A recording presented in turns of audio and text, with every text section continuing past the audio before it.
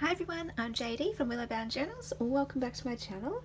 So it's Saturday, so I'm reading out another chapter from The Art of Mental Health, Drawing My Way Through Depression and Anxiety. I wrote this book about my journey back in 2015 and 16 when I went through depression and anxiety.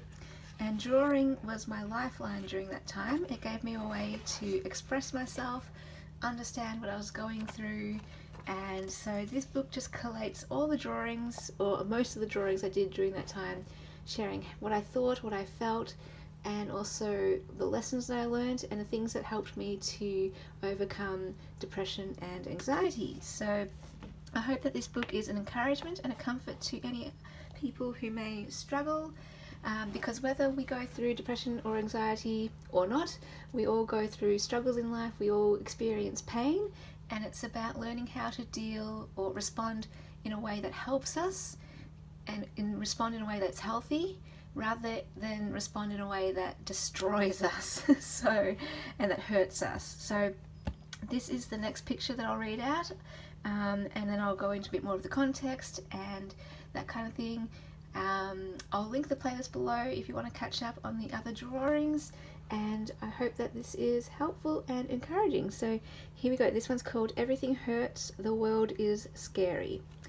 There's a picture by the artist INF Joe of a man with arrows sticking through his chest. One person asks what's wrong with him. Another person replies that he's fine. He just feels things deeply. I drew this picture to express the same idea. I was reading a book called Persepolis. It's a graphic novel about a girl who grew up during the Islamic Revolution. The more I read, the more I was unsettled by violence and cruelty. Then I came to a page where an image of torture was too much for me. I felt sick, I couldn't read anymore, and it took me a few years before I could pick up the book again. It's easier for me to close my eyes to the horrible things in the world, because otherwise I can get overwhelmed and go to pieces. But the book confronted me with these horrible things and I got overwhelmed. It was an overwhelming year all round. I was oversensitive to everything. I cried when I watched the news and when I saw people cry on TV. I even cried during ads. I cried when I learnt about the hard lives people had. Depression, suicide, addiction, bullying, broken families. It was all around me. I had no answers and I cried at everything. A friend told me that when she had depression, it felt like she had no skin, and she felt everyone's pain. This is what it felt like for me. Not only did I feel my own pain, but there was no barrier between me and everyone else's pain. Everything scared me. I felt threatened. It was like the world was a dangerous, painful place full of spikes and lava, and there was no relief wherever I turned. I wanted to float in a bubble protected from the spikes and lava. When an actual physical bubble isn't possible, my bubble came in the form of reading, writing, and drawing. They gave me some relief and some joy in my world of pain and fear. So yeah, this was one of the worst times that I went through. There were a few rock bottom moments, and this was one of the times where it was just one of the most painful things I've ever felt. Depression is a very painful experience, and anxiety. So here I was in my own world of hurt and pain, my own suffering, but not only that, I was feeling the weight of the world's suffering. It was all on my shoulders, and the world just felt like a really scary place, threatening place, and that's what anxiety does. It makes things that aren't really a threat to you become a threat. So it's like every time I walked around a corner it was like threat, threat, danger, danger, alert, alert, alert, and I was like on a 10, walking around in the world trying to exist and function when I was at a 10 on the danger alert scale, when in actual reality there was nothing threatening me. Life was normal, everything was fine, life was just, yeah, a normal place, but because I was going through depression and anxiety it felt like everything was a threat to me. And so yeah, of course, as well though, there are tough times in the world, there are real problems, real pain, real cruelty, and all of this going on around us as well, but I think most of us can function knowing that exists as well. Of course, when it hits us personally, it's we can find it hard to function. But I mean, even when life is going well, there is stuff going on all around it. Oh, sorry about that. My phone rang again. Not sure where I got up to, but the idea being, I guess, that when I'm in a normal place, when I don't have anxiety, the weight of the world doesn't fall on my shoulders, and I don't feel every single bit of pain.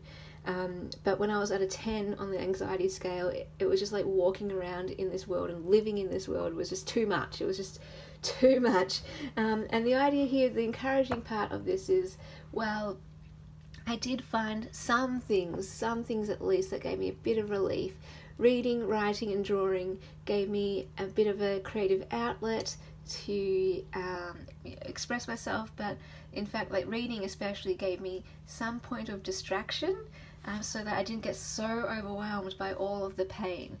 Reading helped me to just enter a different world, you know, escapism, and to enjoy that other world, to wonder at that other world, experience what another person was experiencing, experience their joy rather than my own suffering. So find what works for you. I mean, it's going to be different for everyone, but I hope and trust that hopefully, yeah, that everyone will have something in their lives that they can turn to that will help them, not destroy them. Whether for you it's reading a good book, or watching a good movie, or going for a walk along the beach, or just calling a friend up, or dancing, or cooking a good meal, or there's just something maybe that gives you a bit of a smile, or a bit of forgetfulness, if that makes sense, so you can forget the world's pain for a moment.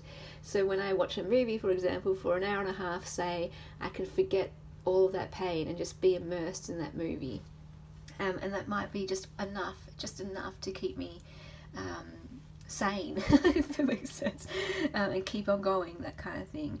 So and don't worry, because I could also think that I could be judged for those things I turned to, but those 2 years that I went through depression and anxiety, they saved my life, kind of thing. They were my lifelines. I read and drew and wrote as much as I could, because it was the only thing that gave me a bit of relief and peace and joy. So even though on the outside I was like, oh, feeling guilty, like on the inside feeling guilty that people would look at me on the outside and be like, oh, look at her, she's only drawing and reading and writing, oh my gosh, that's so, like, come on, participate in the world. And I was like, I can't participate, I can only do this.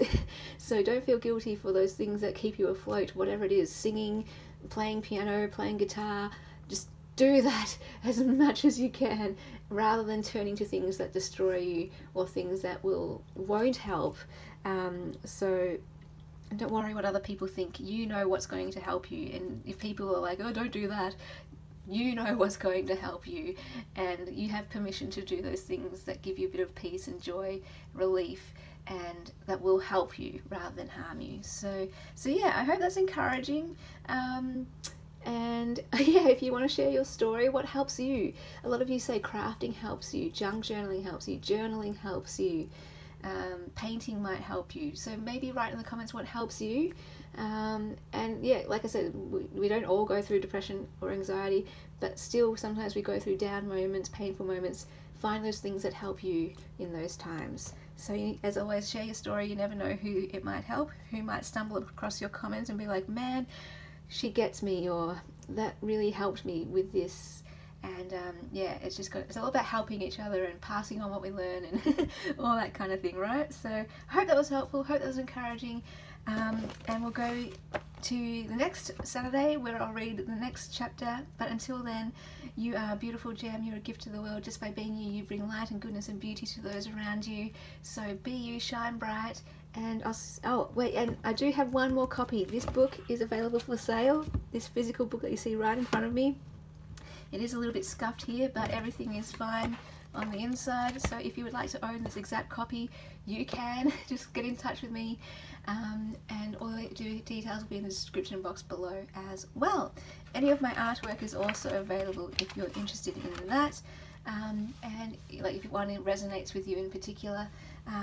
But yeah, thank you so much for watching, and I'll see you guys in the next video. Bye guys!